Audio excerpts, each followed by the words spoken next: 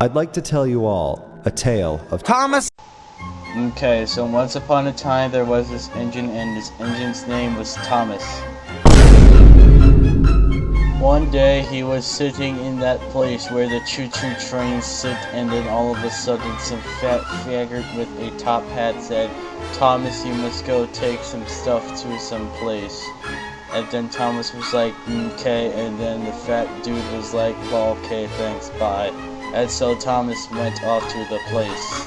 He then got over to the place that had the stuff that needed to be taken to the other place because that other place needed the stuff. So he went down and he coupled up to the train and he pulled and puffed and all that shit, and then he went away. Thomas was going really fast, faster than the speed of light.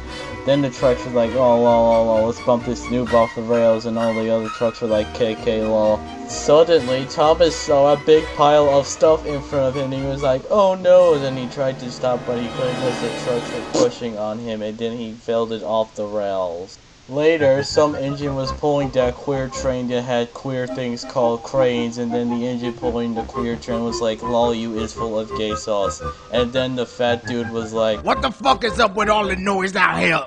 and then he was like, you have caused confusion and delay. And then Thomas was like, oh snap, I am sorry, sir. And he said, you gotta do your job properly, boy.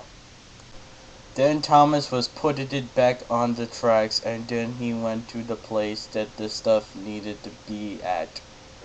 After that, the fat controller dude came out of nowhere, and he said, lol, well done, you are really useful engine.